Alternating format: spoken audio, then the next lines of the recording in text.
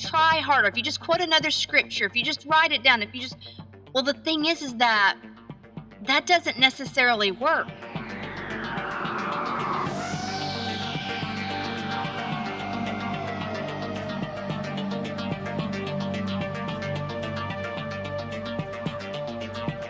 Welcome to the Unrefined Podcast, broadcasting live from the edge of ordinary.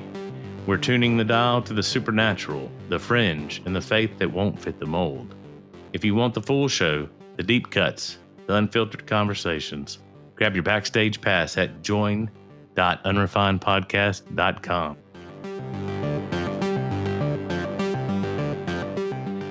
Hey, you guys. Most people don't realize how much of their life is being driven by what they truly believe deep in their hearts. Fear, faith, anxiety, peace, hope, and despair. These things aren't just emotions. They're connected to the stories that we've accepted as reality. Returning to help us unpack this is a guest that many of you already know and appreciate. She's a teacher, an encourager, and someone who has dedicated her life to helping people experience lasting heart transformation through the finished work of Christ. Welcome back to our show, Jennifer Johnson. Hey, Jennifer. Hey, Brandon. I'm so excited you're back. Yay!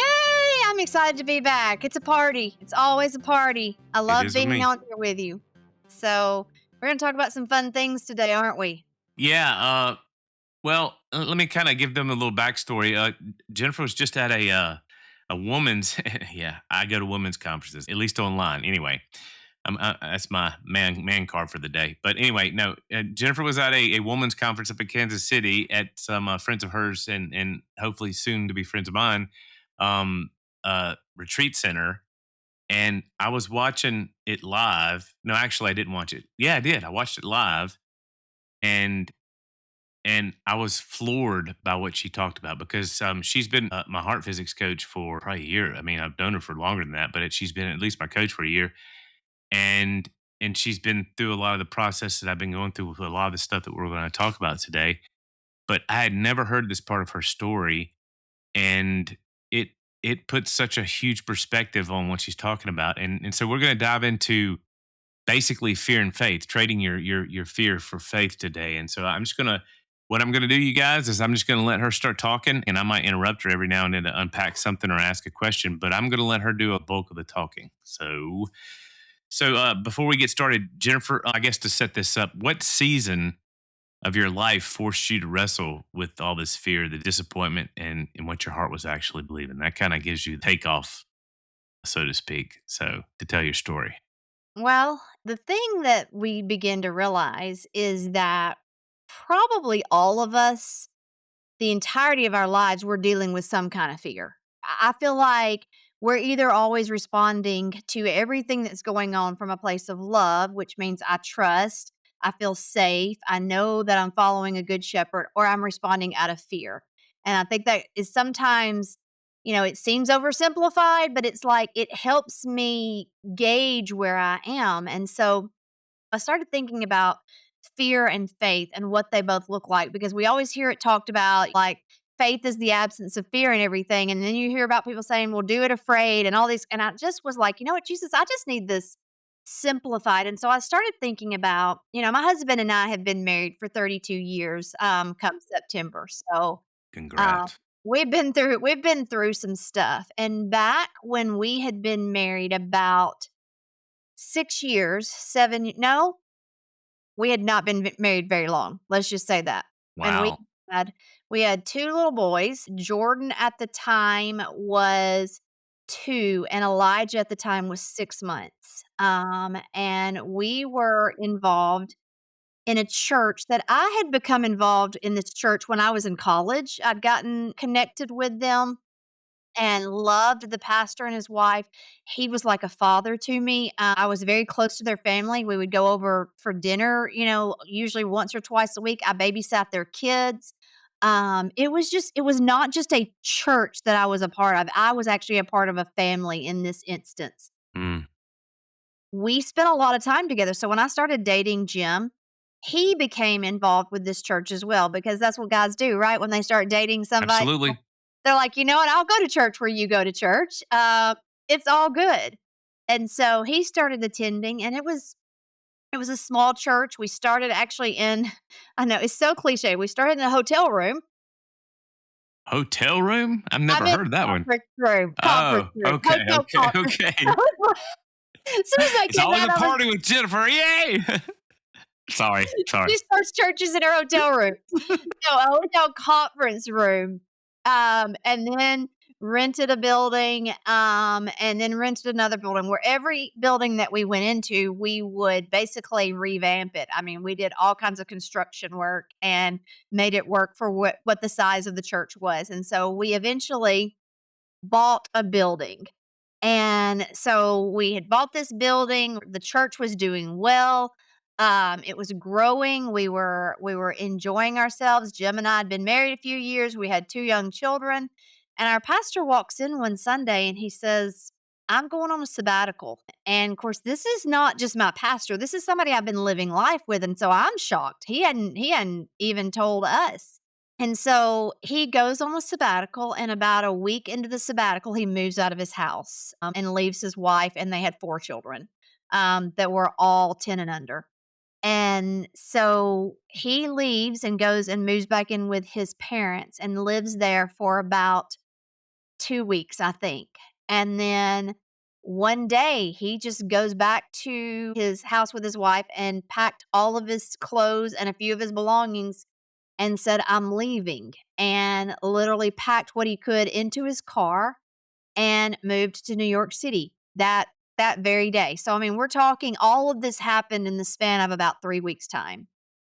And so we were all reeling because since this was a small church, we were all very close. And there was a group of us that were very close to the pastor and his wife and their family. And so we're all in shock and don't know what to think. And is he going to come back? Is he just really needing a sabbatical where he's away from everybody? Well, he won't even answer the phone at first. Mm.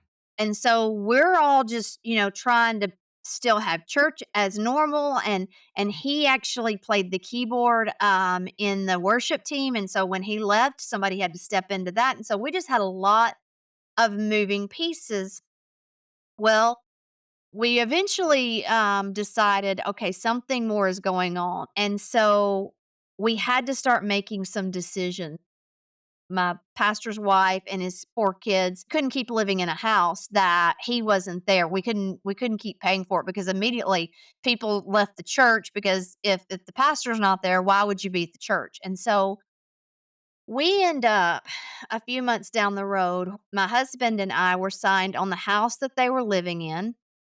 We were signed on the car that he left with, which was an Infinity, which if you think about 25 years ago, Infinities were not the car normal people were driving. They were the car that They were they weren't a nice. luxury. They were very Luxury car. Yeah. yes. And so he had left with the car. Our names were also on the building. And so we started realizing because he did finally connect with his wife and said, I want a divorce. I'm not coming back. I'm never coming back to the church. We were all just devastated, but had to make some decisions. And so the banker who had the building and the car began to work with us and kind of walk us through how to do this because my husband was the treasurer. He was also on the deacon board at the time. And we were just, connected with them so closely. So I'm going through the emotions of losing a father figure, because I'm like, I don't even know. I'm texting him. I'm like, what's wrong? What happened? What did we miss? And couldn't really get any response. I've also got 2 little ones that I'm at home with and everything. And so come to find out, he just had made a decision for a completely different lifestyle, and I'll leave it at that. He and his wife divorced, 4 children that were raised by a single mom that it made it very, very difficult. The house that they were living in, we were renting, so luckily the landlord let us just pay the rent and get out of that, but we still had ownership in both the building and the car that he was driving, and so we put the, church building on the market, stopped having services and everything, left it on the market for as long as we possibly could because every month we were having to make a payment on it.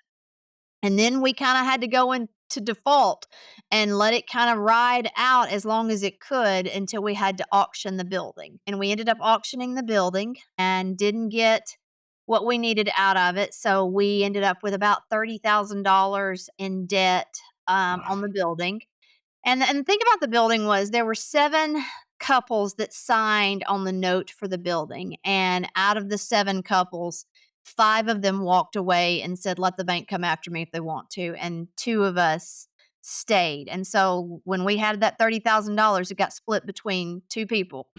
We still have a car that he's driving in New York. And so we finally traced down where he is, the banker does, and the banker was so good to us. I will never forget this banker, but he said, "You know what? If you guys want to fly up there and get the car from him, he knows it's been repossessed.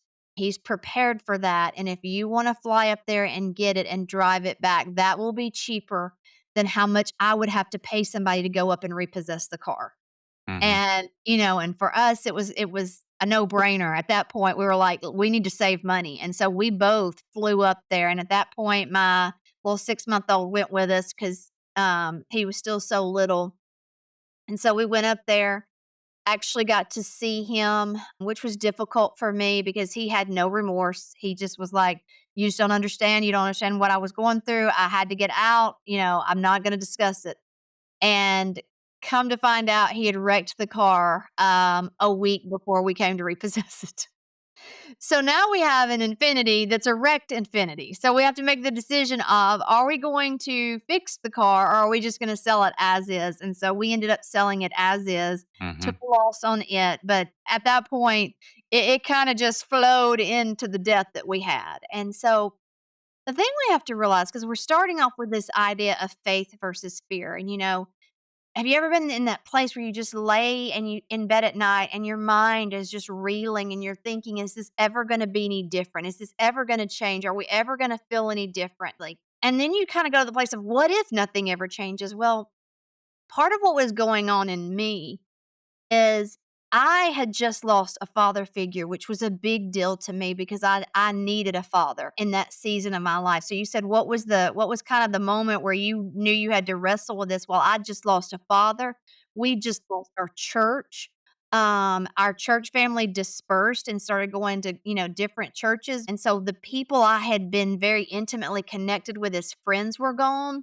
Well, and also too, I'm sorry to interrupt you, but you had to struggle with forgiveness towards the people who left you high and dry, Yes. and because I'm sure they were still in Cookville at the time, right? Yes.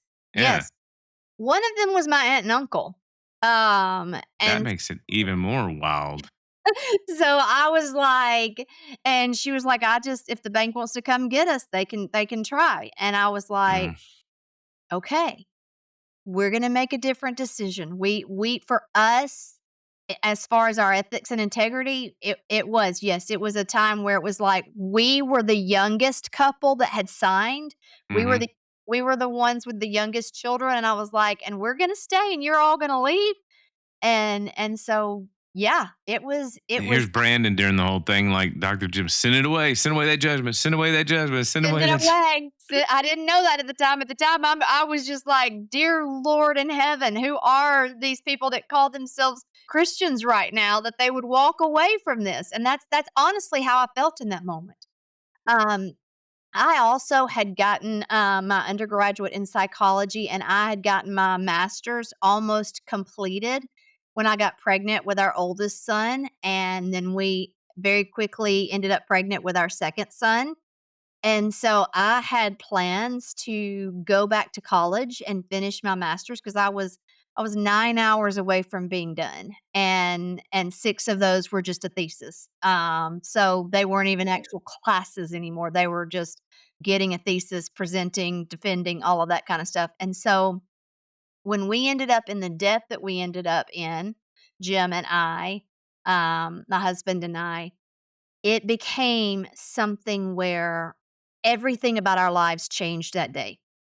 We lost our friendship circle, we lost our pastor and a family to us.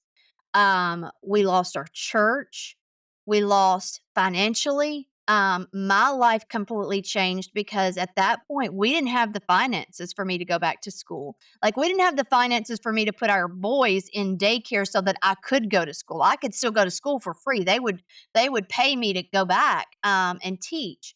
But we didn't have the money to put our kids in any kind of daycare or anything like that. So it became overnight, I became a stay-at-home mom.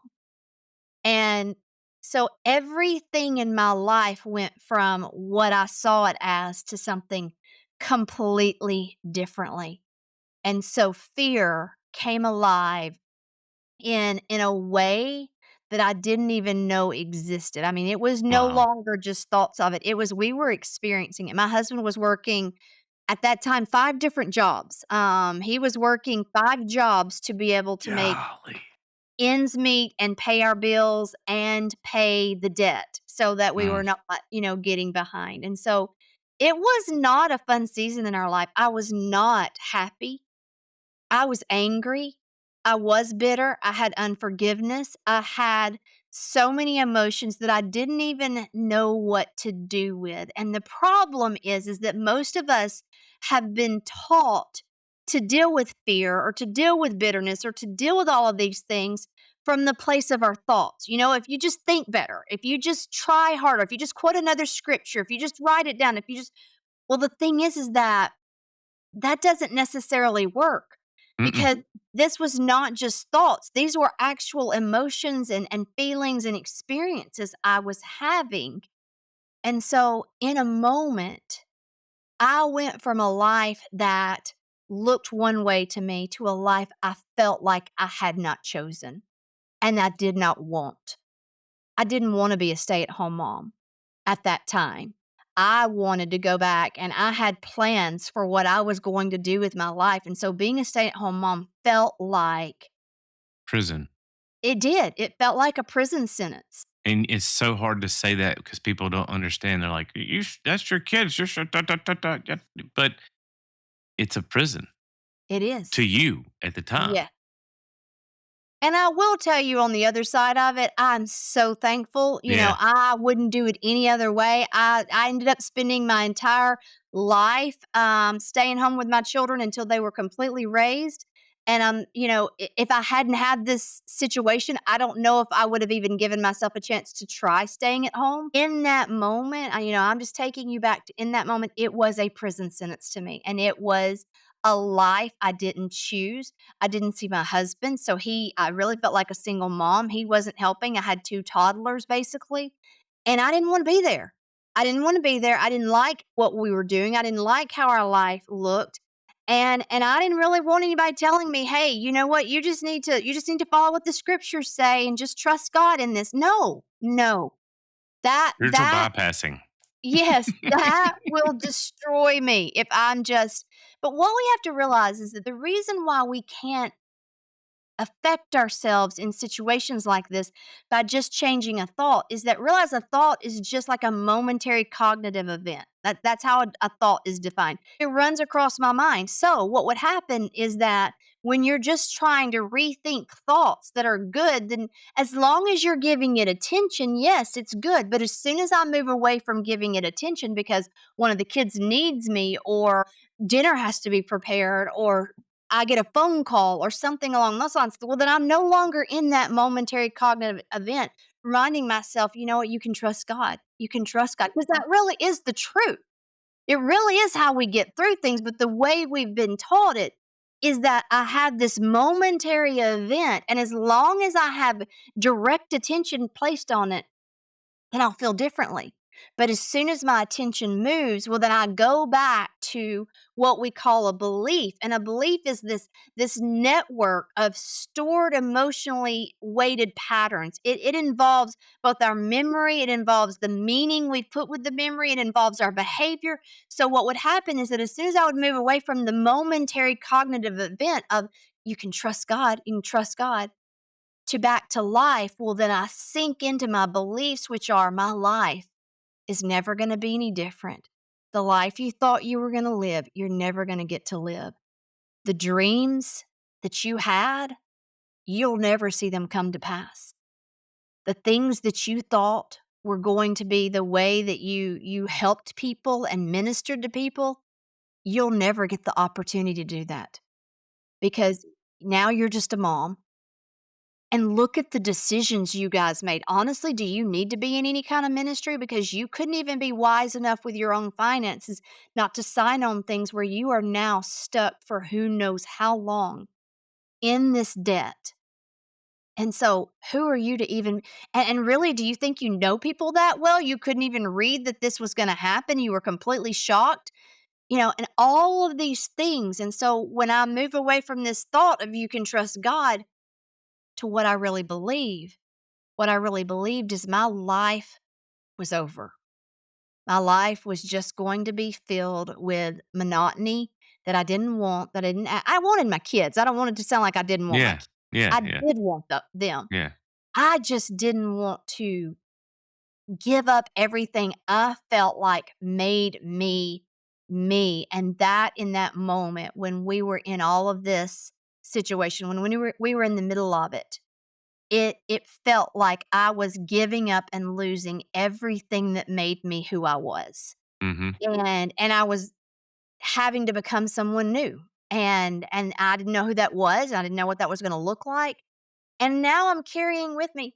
I will say this, one of the things that was really amazing was we never got mad at God and we never turned away from God. That's We good. never Yeah, we did not. We did not ever hit a point. And Brandon, this was before I knew anything about heart work or faith righteousness or truly trusting God, not just the words that we say.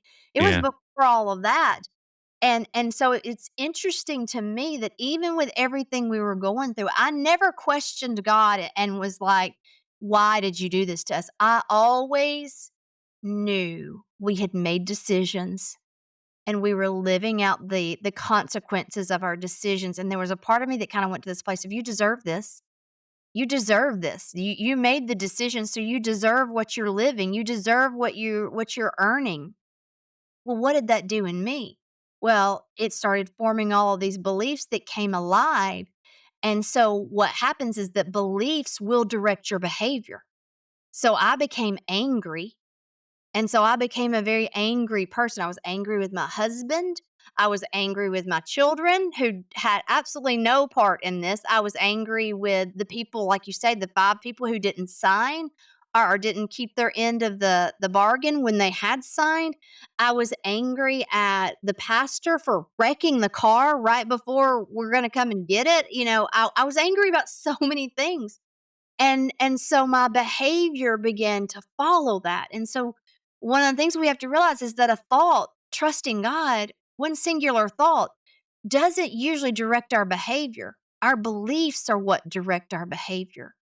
And so if we don't get to this place where we realize that where I was not I needed to have better thinking. Yes, I did need to have better thinking. That's absolutely the truth. I don't disagree with that. I had really bad thoughts. I've told the story of times when I would get so angry because my oldest son is one who didn't need a lot of sleep. So he didn't want to take naps and he didn't want to go to bed at night. So it was Wow. always a challenge. And then Mm-hmm. my middle son thrives on schedule, thrives on it. Gets up at the same time, still to this day, he's 27, gets up at the same time, eats at the same time, goes to bed at the same time if he can. As a child, he'd want a nap at the same time. Well, the problem was is that he'd get just good in a sleep, and my oldest son, Jordan, would wake him up because Jordan was reading a book and he just decided to read it out loud. And, even though he couldn't read at the time, he would read his books out loud. And it's like, this is what I'm living with. And so I feel like I never had time to even take a thought and decide what I wanted to be thinking about. So I would just, you need to, you deserve this anyway. That was the belief system I was living in, is you deserve this anyway. And it made me angry. And so that's how I began to respond out of my life. And Mm. it was in that place. I mean, it was a few years later afterwards, but it was that I finally, came upon Dr. Jim Richards and read the book, How to Stop the Pain, which is why, I mean, when you know this part of my story, you can see why How to Stop the Pain became such a life transformational book of don't make judgments. Don't try to decide why anybody has done what they've done. Don't make a decision that you're going to correct somebody until you know it's from a place of love. But here's the thing we have to realize in those years when this happened, from when this happened to when I came upon how to look at this from a place of my heart, is you have to realize that whatever our heart is persuaded of, our brain begins to treat it as reality. So the fact that I believed I would never have a different life, my brain began to say, you're right, you won't. And it began to look for the evidence of how I would never have a different life, Well, which and is, I don't want to get woo woo, but I mean, here this is a spiritual law that begins to create reality outside yes, us. Faith begins to be substance. I just wanted to throw that in there. I mean, we don't realize that. I think sometimes we just think it makes us, create more bad decisions, or it does do all that too. But there is a supernatural, spiritual dimension to all this as well. yes, absolutely. And part of it is, this, our beliefs are creating our reality every day. So the things I was believing, the things I was thinking about, the things I was putting stock in, I began to create that reality around myself. I began to create that atmosphere. I began to function in a reality that was a lie. I began to function in a reality that was a deception instead of being able to come back to the place and say, you know what? Maybe what I'm doing is creating some fears around things that might not happen the way that I think they're going to happen. Because see, that's what happens with fear, is fear begins to create a heart belief about the future. That's something that I don't know that people always realize, is when I'm walking in fear, I'm beginning to create a belief around myself and inside of myself of what the future will be like. Well, let me ask you this. I'm sorry, I need to No, raise go my ahead. hand. You Um, interrupt now, me anytime. now, we always want to say that the opposite of faith is unbelief, which I guess, yeah. But what I'm hearing you saying, I think is more accurate, is the opposite of faith is fear. Yeah. That's how And I would describe it. and you said that in one of our coaches meetings one time that actually it was Edwina that said fear, and that really, I know a lot of people are like whoa, but I'm like no, that's right, fear. Because if we're not walking in faith, we're walking in fear. That's just profound to me. No, that's listen, interrupt me. I can talk for days. So, if you're gonna talk, you'll have to interrupt me. I don't mind it. And it's good because I feel like it's the Holy Spirit. It's the Holy Spirit who knows what whoever's gonna listen to this will need to hear today. Yeah. And so I'm always good with that. And yes, I feel like it could be said, and I don't ever want to make a full blanket statement, but Hmm. I can be said the opposite of faith is fear. And see, the thing is that remember I started with faith and fear. If you have the capacity for fear, you have the capacity for faith because they That's work cool. the same way. They go in opposite directions. But really and truly, if you're in fear, you're actually in faith. You're just in faith for a different outcome. Mm. See, when I was so afraid that my life was over, I was in great faith. I was in a movable trust. That's the definition of faith. I was in great faith for all of my dreams to die. I was in great faith that we would never pay off this debt and have a normal life. I was in great faith that my life was going to be miserable. Now, so if I think about if I've got fear, then all I have to do for faith is I've just got to rework the same process over what I want to believe, over what I want to have come to pass in my life. And that sounds woo-woo. That does. And I will tell you, you can't just grab stuff out of the sky. You've got to take scriptural principles and Right. you've got to say, all right, if I have all things to pertain to life and godliness by getting to know intimately the one who has called me, which is 2 Peter 1:3, if I really do have all things that pertain to life and godliness, if that's really true about me, then what if I began to from a place of immovable trust, I began to decide, and I'm going to tell you the cycle in just a minute and the steps of the cycle, because I know we like to get real practical. But I think it's important that we recognize and we make the realization is that if I can be in fear, I can move into a place of faith. If I can be afraid for something, I can absolutely be in faith for something. There's your hope, guys. Right there. There's If you your can hope. fear, you can faith. That's right. Because your heart will begin to give reality to whatever it is expecting. So if I begin to expect something good, my heart begins to give some reality to that. And remember, whatever your heart is giving reality to, your brain also gives reality to. And you begin to see how God designed us for all of these parts of our body, for our mind, our will, and our emotions and our hearts. He designed them for them to work together. So they work together. It's just, am I going to use them for my fears, or am I going to use them for what I choose to believe? And having been through what I have been through, it wasn't like I woke up one morning and began to say, okay, this isn't real. Jim doesn't really work 5 jobs. We're not really in debt, Yeah. $30,000. We're not We're not really, Christian scientists. no, I'm not. I just had to make a decision. What if I could look for God being in this moment right now? What if I could decide that being a stay at home mom, it may not have been what I chose, but it is where I am. And what if I could believe, God, if you say all things work together for the good of those who are called according to his purposes? What if I decided that's really true? That even though I made the mistakes, Jim and I made the mistakes, that God, you're still working this together for our good. So what if that's actually true? Well, what if I believed that? What if I decided to start giving my heart some evidence for that, because it's going to give reality to it? Because here's the steps of the cycle. If I had a whiteboard, I would write it on it, but I don't. So I'm going to give them to you, and I'll kind of explain them as we go along. It's not a difficult process, but here it is. It starts with a thought. My life's never going to be what I thought it was going to be. I'm always just going to be a mom when I thought I was going to minister to people, when I thought I was going to be able to counsel people, when I thought I was going to be a teacher at the university level. It's a thought. We repeat the thought. Another day passes. I'm still not ever going to live my dreams. See, you thought you were going to get to go back to school and finish your degree. You never will. 9 years passes. Well, now they've done away with all of your credits. So the only way you could ever do this is if you Start could over. pass a test showing you could, that you still have the knowledge, which I didn't, or start over.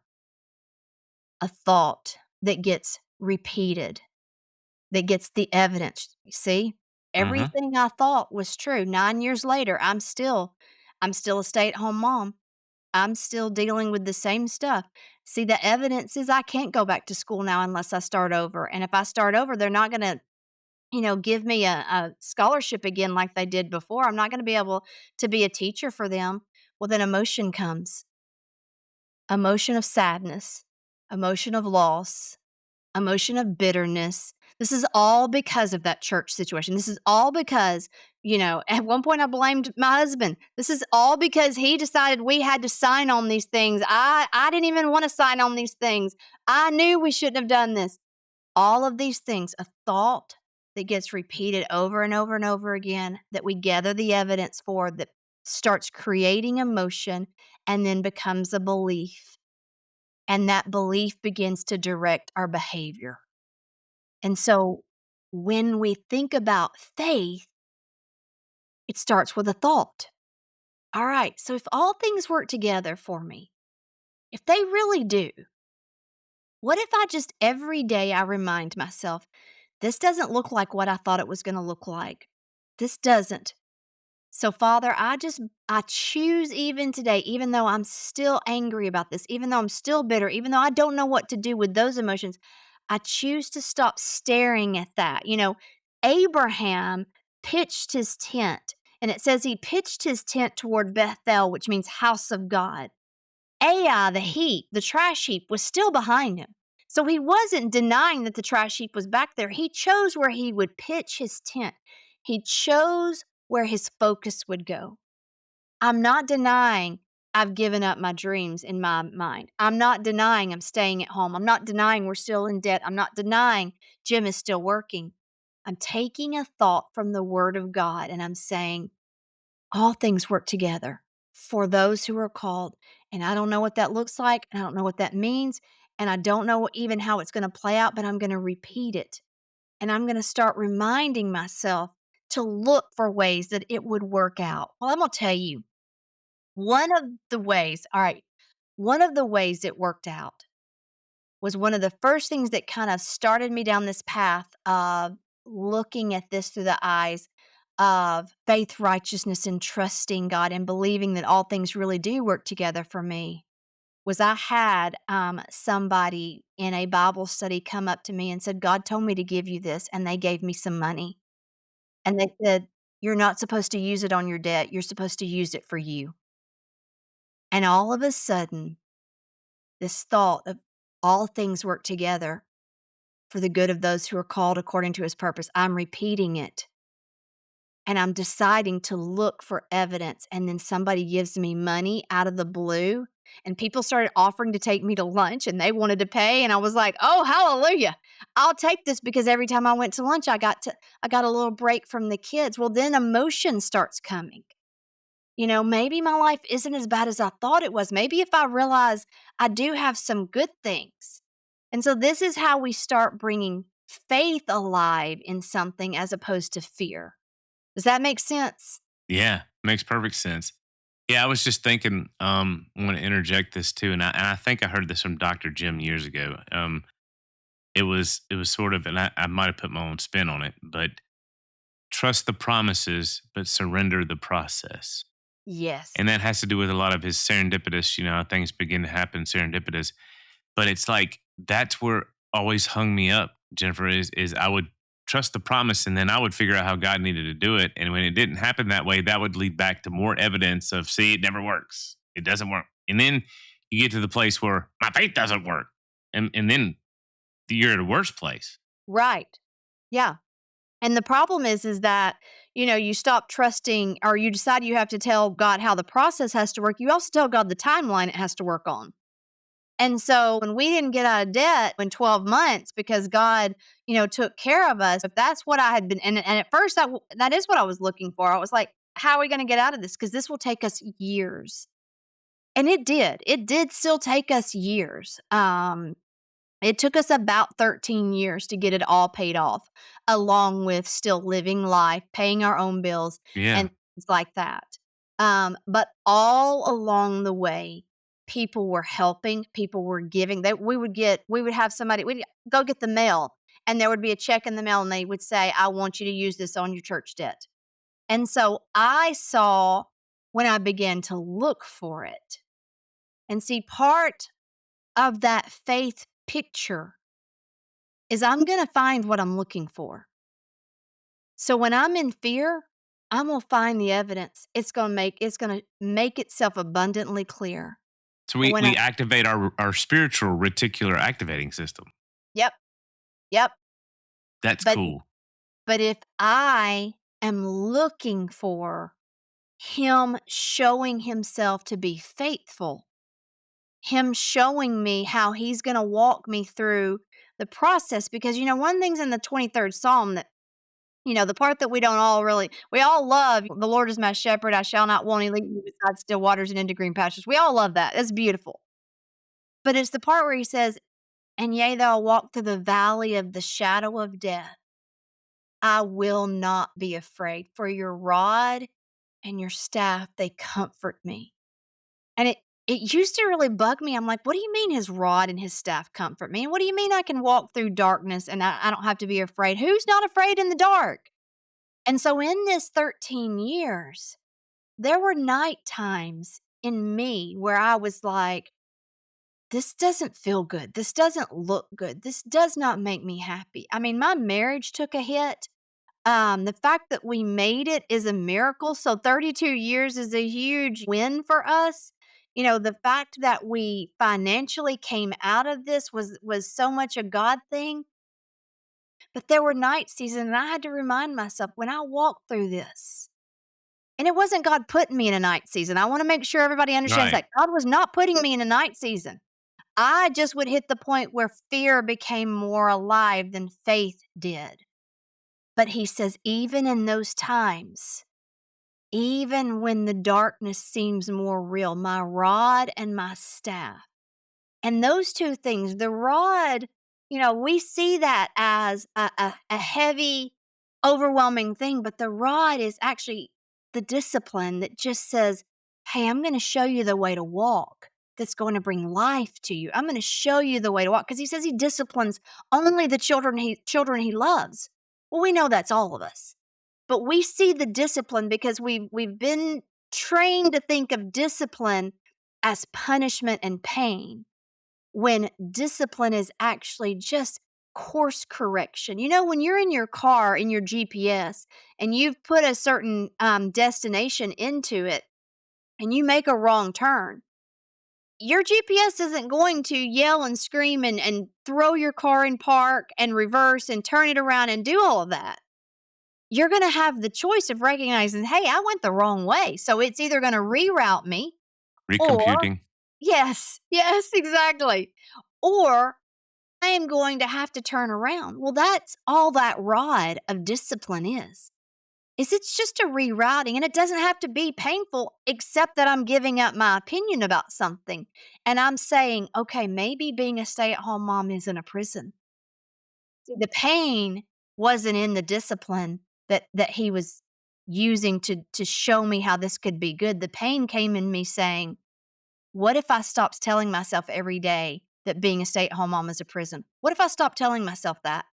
And I started telling myself all things work together for all those who are called according to his purposes. What if I started telling myself that? So, see, the discipline in that rod wasn't him being mean. It was him saying, I want you to see the beauty in this time. And then the staff, it's just got that crook on it so that when I jump in the ditch, because I have a night seedling, because it just pulls me out. And you've seen all those memes where, the shepherd will use that staff to pull that sheep out of the ditch, and the sheep will just be jumping in it. And next thing you know, it's back in the ditch. And it's the funniest thing. And I've never forgotten that picture because that's what I would do. I would be like, I'm fine, I'm good. This is going to be good. This is going to be a great season of our life. And then I'd be like, nah, back in the ditch of, I hate this. I hate what we're doing. I hate how this is. I hate how I feel. But the thing is, if Romans 8:28 is true and God really is working it for my good, then I can trust him. I can trust him, which is me taking that faith piece and saying, I'm going to have a thought and I'm going to repeat this thought and I'm going to repeat this thought until I have enough evidence that it feels real to me and it starts to feel, like something I can put some belief in. And then I'm going to have emotion around it to where I make that more real. And if we really go to the place of you're going to find what you're looking for, I get to decide, you know, Abraham could have looked at Bethel, house of God, or he could have looked back at the trash heap. What did the children of Israel do when they came out of Egypt? They kept telling Moses, if you just left us there, we would have been fine. We ate better there. We were treated better there. Well, we know that wasn't true. They were No, treated as they're slaves. slaves. And Yeah. they were being extremely mistreated near the end, where they didn't even have everything they needed to create the bricks that they were supposed to be making every day. We know how bad it was, but they had forgotten that. Well, that's what we do. I think of my life before the church situation, and I think, you know, it was still alive. It was still raising two kids. Yes, I was planning to go back to school, but it was still just alive. But all of a sudden, after all of the debt and the people walking away and the losing the father figure and all of these things, what happened is that before became just this beautiful picture of my life was perfect before, and now I'm stuck with this life.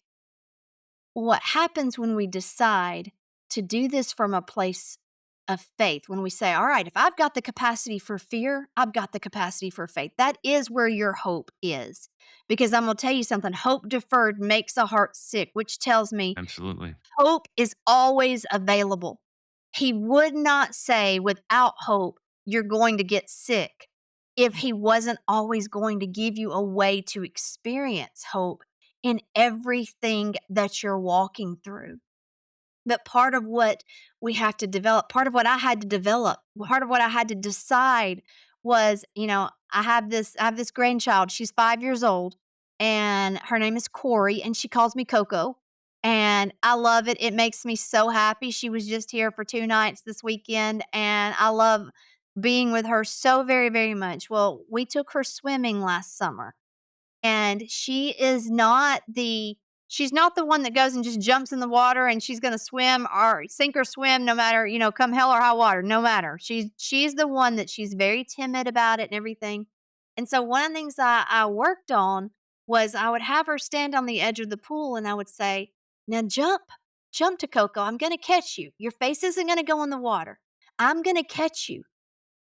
And eventually she got to where she would trust me and she would jump to me. Now, what do you think I did when she jumped to me? Do you think I went ahead and let her face get in the water and, Mm-mm. no. I did everything possible to me in my power that I was not going to let that happen. Sometimes it's not that a situation is too big.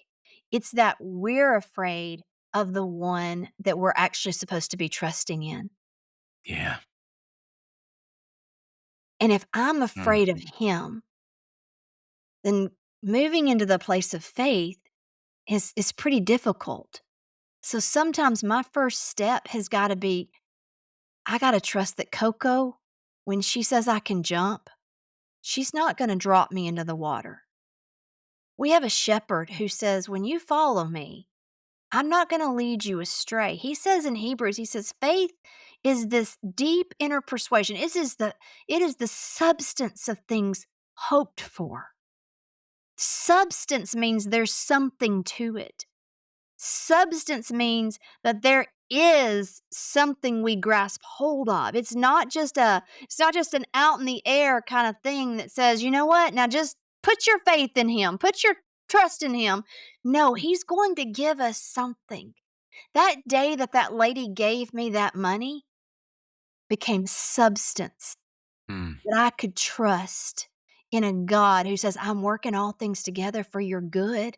It may not always feel like it. And the way that you have come about this, it may be miserable to you right now. But if you look, there's substance for a way that you can hope, for a way that you can trust me in how to walk through this. There's substance. You may not see the evidence of it all. And this is where, Brandon, if we decide in that place of faith, well, now I've got to decide what the process is going to look like. Okay, so this is what's going to happen. This is how we're going to get out of debt. This is when we'll be out of debt. When it didn't look like that, and instead a lady brought me some money and handed it to me and said, now I don't want you to put this on your debt. Because see, at that time, we didn't think about using money on anything but our debt. I mean, it was basically everything that came in went to debt or bills. It was Mhm. it and, our groceries. I tell people, I'm not a cook. You guys, anybody that knows me knows that I make the joke all the time that I don't cook a lot. It's just me and my husband now, and so he gets a hot meal maybe once a week because that's just not my thing, and it's probably not don't take that as how to be a good wife. That's not my that's not my input. How to be married 32 years, only cook once a week. But when my kids were little and we were in this season, I made our baby food from scratch. Mm. I made my middle son loved granola bars. We couldn't afford to buy granola bars in the store. So I'd make them at home. I'd buy the ingredients and I'd make them. And if we couldn't afford the ingredients, then he just didn't get granola bars that week. And you can say, well, that had to be the worst time in your life. Well, it was difficult. But once I started recognizing the one that I could trust, because it starts with a thought. He's working all things together for my good. He's doing that. He's in the process of that right now, even though I may not see it. Because remember, faith is the substance of what I'm hoping for, but not necessarily what I see yet. But he's working it together. So I start with that thought and I repeat that thought over and over and over again, not just as a mantra of, I believe he's working all things together for good. Yeah, I white can trust. knuckle it. Nope, No, it doesn't work. it doesn't. It's what destroys us because then when Mhm, we don't see anything working, you said it earlier. We end up where my faith doesn't work. Well, mm, who does that put the pressure on? Number one, me. and the My blame on him. I and the mean, blame. you pressure on you and you blame him. Yes. And how do you then move out of fear into faith if you're mad at you and you're blaming him? It just doesn't work. And so part of this piece is I got to make a decision that he's trustworthy. And I may not that may have to start that may be the first thought you have is that I believe he's trustworthy. You said you wanted to kind of do a real practical, how do you do this? Yeah. Guys, your first thought may have to be, he's trustworthy. Yeah, I mean, I'll give you an example. When I was back in my the throes of my dark season, you know, I used to it was very tongue in cheek, but it wasn't a joke. I would say, I feel like he threw me in the deep end with no arms and legs because I'd tried to make faith work, thinking that my faith was something magical or a mantra or whatever, because of teaching I'd gotten over the years. And my faith wasn't in him like you're talking about now. Will Yeah. you lead us in some sort of a meditation for a few minutes and show us how you would do it, like if you were in your devotions or quiet time or whatever? So what I'm going to do is I want to just remind you that the way we do this in faith or in fear, you do this in fear naturally and don't even realize you're doing it. You have a thought, you repeat that thought, you get some evidence that proves that thought is true. That evidence then gets you where you have emotion around it, which then just tells you what I believe is true. That's the process you're going through. So in faith, it's the same way. You start with a thought, you repeat it, you look for some evidence, you then create some emotion around it and it becomes a belief. So all I'm going to do when I do this in a meditative place, I'm going to start with a thought and I'm going to repeat that thought. So you're going to hear me repeat the thought. I don't even know what the thought's going to be yet. So we're going to do this live together. Led by the But Holy then Spirit. what I'm gonna do is I'm gonna find evidence. I'm gonna create evidence.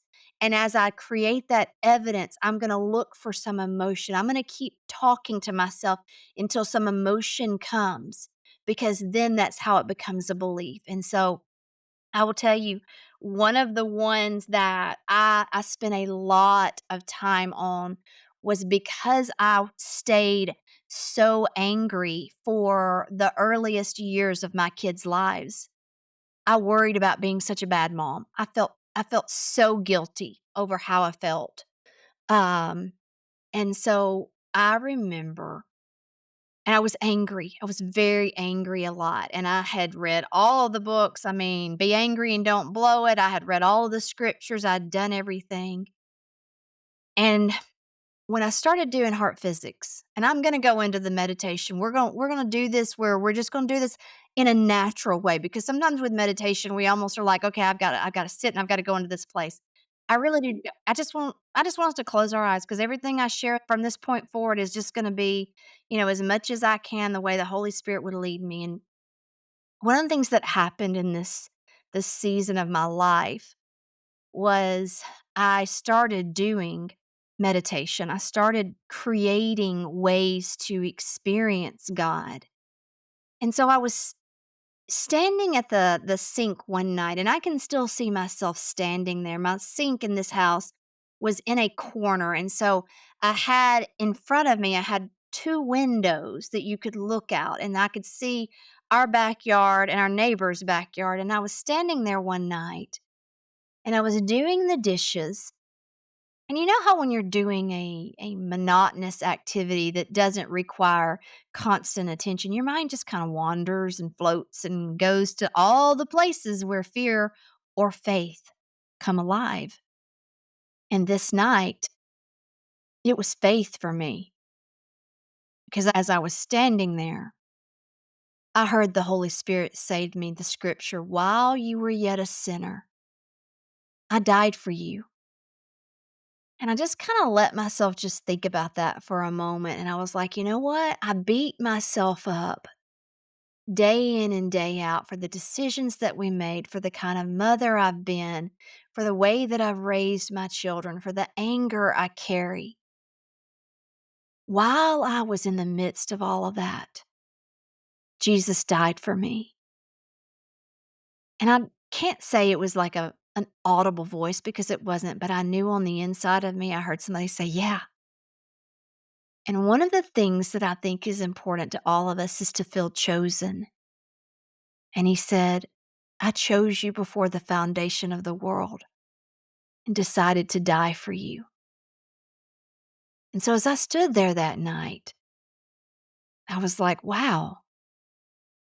So every time I start thinking about all the things that we've screwed up, all the hours that Jim has to work, all the emotion that goes into what we've lost, what we'll never get back, what we'll never get to have, the young marrieds that will never get to actually have a young married life because we had to go straight into, you know what? He's got to work all the time, you got to raise the kids all the time, so you're fully responsible. Every time I go into those thoughts, I'm forgetting that you picked me. I'm forgetting that you died for me. I'm forgetting that when you died, you took all of that. You became all of the things. You became our bad financial decisions. You became my bitterness. You became my need for a father figure. You became my anger as a mom. You became my feeling like this is a prison that I made myself. You became all of that. And still, knowing you would become all of that, knowing that I would do all of that, you died for me. You picked me for your team. You picked me to be a part of what you're doing today. And I don't see a lot of pictures right now. But I like how it feels knowing that you picked me. I like how it feels, Jesus, knowing that you chose me. So that's my new thought. Jesus, you chose me. You picked me. You said yes to me. You wanted me. So that's what I'm going to think about. And I'm going to find every way that I can, Jesus. I'm going to be looking for ways that you show me that you picked me. It wasn't but a few days later when I was listening to a message by Dr. Jim Richards, and he talked about how in baptism that we went down and we came up with a brand new name. And I was like, Jesus, you gave me a brand new name. Not only did you pick me for your team, but I have a brand new name. Nothing's changed, but I can believe that you picked me. You died for me. You wanted me. Nothing is different in everything else. And I know I can sit here and I can remind myself of all of the things that I'm afraid of, all the things that are true. Or I can keep remembering that you died for me. You chose me. You picked me to be part of all that you're doing today. And I'm going to get excited because if you gave me a new name, then I don't have to live by that old name. I don't have to keep going by that old name. I don't have to carry and wear the scarlet letter of bad financial decisions, terrible church situation, terrible father situation. I don't have to wear that anymore because I have a new name. So I'm going to start thinking about having that new name. I'm going to start thinking about how that feels, Jesus. And I'm going to start looking for even more ways that you're going to show me. Well, you had someone give me money today. We got a check in the mail for that debt because I have a new name. And you chose me before the foundation of the world. And if you chose me before the foundation of the world and you picked me even when you knew I was going to do all of this, then you know what? You must have something for me. And if you're sending people that are helping us pay this off and people that are giving us money just out of the blue, then you must really want us to be out of debt too. This is important to you. I hadn't even thought about it that way. I didn't even think about the fact that it would be important to you, but Jesus, it is important to you. Thank you that I'm important to you. Thank you that the hairs on my head are numbered. Thank you that you love me with an everlasting love. Thank you that you do say I have all things that pertain to life and godliness as I get to know you. I want to know you better because I know that the more I know you, the more I trust you. And the more I trust you, the more I'm going to see how you're leading me to know that you picked me for your team. I love being on your team. I love how that feels. I may not love everything in my life, but I do love knowing you picked me. And so I'm going to think about that. I'm going to think about that and make that more real. And Jesus, every time I think about that, I get happy because I love being a part of what you're doing and how you're doing it. And so as I bring this time with you to a close, Jesus, I want to remind myself you picked me. That while I did all of that stuff wrong, while all that bad stuff was happening to me, whether I did it or I wasn't even the one responsible, that Jesus, you chose me to be on your team. And you gave me a new name. And because of that, I can look at this differently. And I choose that. I choose that because I know you give me a choice. I know that you say I can see this differently if I will let you show me. So today I'm willing to see it differently. I'm willing to remember that I was chosen to be part of your team. I'm willing to remember and remind myself that you gave me a new name. So every time I want to go back into those old thoughts and those old feelings, I'll remember I have a new name. And if I have a new name, then if I'm trying to remember the stuff of that person that's dead, then that's my choice. Because you said you gave me a new name. You gave me a new identity. I don't ever have to go back to that person. So Jesus, I'm going to remember that today. I'm going to remind myself of that. In fact, I'm going to set a timer on my phone that every hour, at least once an hour, I'm going to remind myself, you picked me for your team. You chose me before the foundation of the world. You chose me when you knew every bit of the stuff I would do. And I love being part of your team with a brand new name. And on your team, the only person that tells anybody about my old stuff is me. So Jesus, I'm going to live today, and everything may look the same outwardly, but I'm not the same inside because I spent this time with you, because I took a thought and I repeated it. And it's a thought that's true about what you say, and I just repeated it. And then I repeated it until I could give myself some evidence of it, until I could think of some things that have happened that show me that it actually is true, to the point where once I hear myself saying, I'm on your team and I have a new name, I like how I feel when I know I have a new name. I don't know why that hits me. I don't know why that touches me, but it does, Jesus. And so when I did that, I know that this is my road to creating a new belief. And I have the capacity for faith if I have the capacity for fear. And I've shown I'm really, really good at fear. But today's a new day. I have a new name. Faith is what I choose to bring alive. Faith in the outcome, that knowing that I can trust you. That's the outcome I'm trusting in. The rest of this stuff, we're just going to have to see how it works out, but I'm going to trust that as I follow you, it's all going to work together for my good. So Jesus, this has been good time together. Thank you that you show up. Now I'll count to 5 and we'll open our eyes. 1, 2, 3, 4, 5.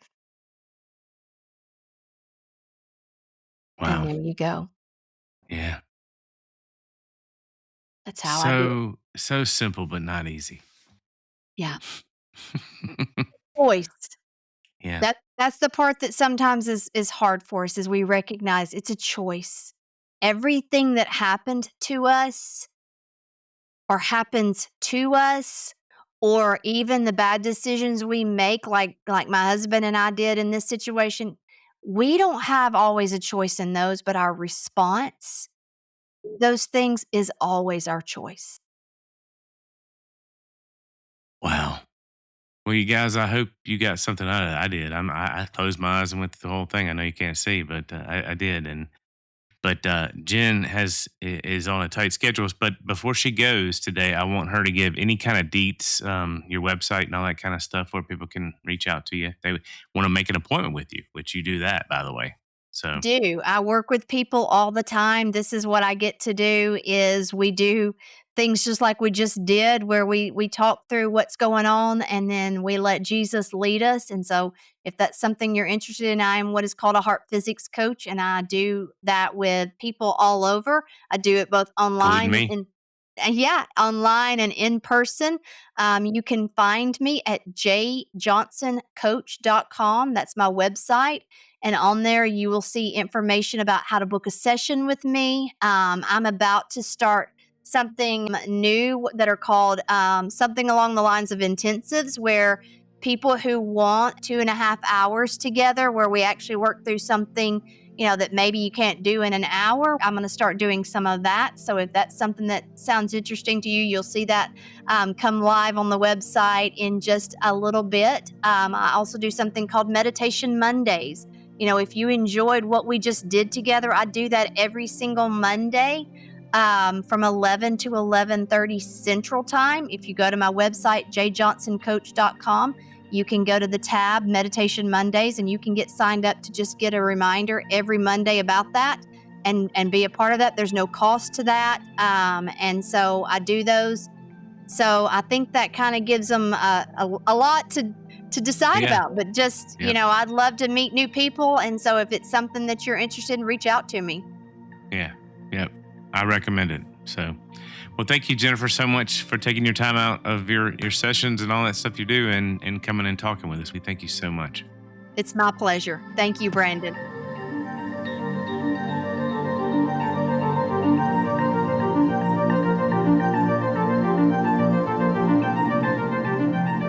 Thanks for listening and supporting us. And remember, stay naturally supernatural.